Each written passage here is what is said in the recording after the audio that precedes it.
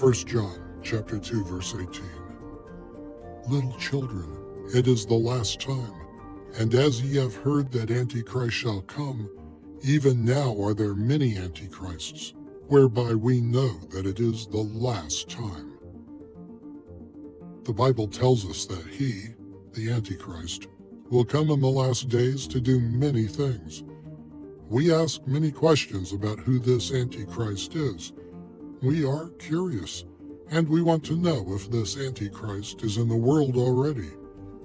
There is no way to know for sure if he is here already, but we do know that his spirit is already here, because the Bible tells us in 1 John chapter 4, verse 3, "And every spirit that confesseth not that Jesus Christ is to come in the flesh is not of God. And this is that spirit of Antichrist, whereof ye have heard that it should come, and even now already is it in the world." There are a lot of misconceptions surrounding the being that will be called the Antichrist in the book of Revelation. To clear up some of these misconceptions, we need to start with his name, the Antichrist. The word Antichrists means principally against Christ, or secondarily, it means instead of Christ, that is, a substitute. The majority of people focus on the meaning of the opposite Jesus, rather than the meaning instead of Jesus. Because of this, people envision the Antichrist to be the opposite of Christ. Jesus appeared as a lovely, compassionate, good Christ. Therefore, everyone thinks the Antichrist will appear as a supremely evil person. They think that as much as Jesus went around doing good, healing the sick, raising the dead, feeding the 5,000, shepherding the lost, they think the Antichrist will go around doing the opposite. But he won't, at first. People who envision the Antichrist to be the opposite of Christ have the standpoint that, while Jesus' character and personality, while he was on this earth, was beautiful and attractive, the Antichrist character and personality will be unpleasant and disgusting. As much as Jesus spoke only truth, the Antichrist will speak only lies. However, this emphasizes the idea of the opposite Jesus too much. The Antichrist will be more of an instead of Jesus.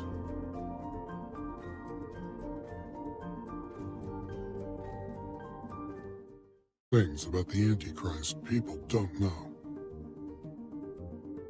There are different things within the scriptures which are written about the Antichrist. For instance, he will claim to be God and will demand to be worshipped. He will blaspheme God. He will display miraculous powers. These are some of the most known things about the Antichrist. But we are going to look at 4 things that most people do not know about him. 1. The Antichrist and the false prophet don't die. Hell and the lake of fire are not the same thing. They are 2 different places. The Bible indicates that death and hell are the temporary destination of the unsaved dead. However, the lake of fire is eternal. According to the Bible, the lake of fire is the second death. Now, what a lot of people don't know about the Antichrist and the false prophet is that they are the first 2 individuals that will be thrown into the lake of fire. Within the Bible, there is no record of the Antichrist or the false prophet being judged. The Great White Throne Judgment occurs in Revelation chapter 20, verses 11 through 15. However, the Antichrist and the false prophet are cast alive into the lake of fire. Revelation chapter 19, verse 20. Then the beast was captured, and with him the false prophet who worked signs in his presence, by which he deceived those who received the mark of the beast and those who worshipped his image. These two were cast alive into the lake of fire, burning with brimstone. This should show you just how evil the Antichrist and the false prophet are. Every other sinner and unbeliever in human history will face judgment during the great white throne judgment in Revelation chapter 20, verses 11 through 15. But these two beings will be cast straight into the lake of fire alive. The Bible explicitly tells us that they are cast into the lake of fire alive. The Antichrist does not die, but rather the beast and the false prophet receive special treatment. They are cast into the lake of fire before the great white throne of judgment holds court. The Antichrist will end in the lake of fire. He will not rule forever. He is just playing his part, just as the devil has ordered him. And when he is done playing his part, he will end in the lake of fire where there is no end. Revelation chapter 19, verse 19.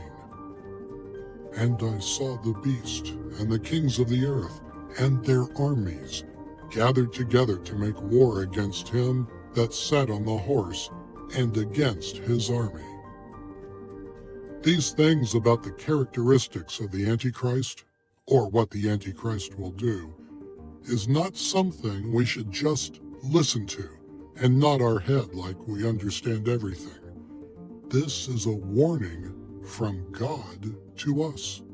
This is also to remind us that the time that the Antichrist will come is nearer than ever, and we must be prepared.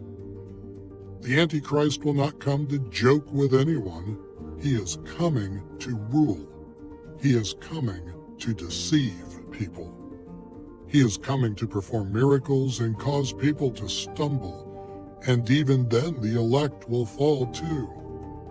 This is to warn you. This is to let you know that you need to stay focused and keep looking at Jesus. 2. He will have the power to perform miracles. If there is one way to get the attention of people in the world, it is through miracles. There is something that attracts humans to the supernatural. I mean, look at the most successful TV shows in the last decade. 2 of the most successful TV series over the last 10 years are to do with the supernatural. Game of Thrones and The Leftovers. Both are supernatural in nature. Human beings are fascinated with the supernatural. People are willing to travel the globe in search of the supernatural. And the Antichrist will come with the false prophet, with the power of miracles. The Antichrist will be empowered by the devil to perform miracles just to win people over. The devil has real power. However, his power is nowhere near the power of God. But nevertheless, he is a powerful being that should not be underestimated. After all, he is formally one of God's highest angels and has the power to deceive and to emulate miracles. We see in the book of Exodus the devil energizing Pharaoh's magicians to perform miracles. Exodus chapter 7, verses 8 through 12. And the Lord spake unto Moses and unto Aaron, saying, When Pharaoh shall speak unto you, saying, Show a miracle for you, then thou shalt say unto Aaron, Take thy rod and cast it before Pharaoh, and it shall become a serpent. And Moses and Aaron went in unto Pharaoh, and they did so as the Lord had commanded. And Aaron cast down his rod before Pharaoh and before his servants, and it became a serpent. Then Pharaoh also called the wise men and the sorcerers. Now the magicians of Egypt, they also did in like manner with their enchantments. For they cast down every man his rod, and they became serpents. But Aaron's rod swallowed up their rods. Even in this story in Exodus, God demonstrated his power over Satan. The Antichrist and the false prophet will have the power to do all different kinds of miracles, and people will believe him and follow him.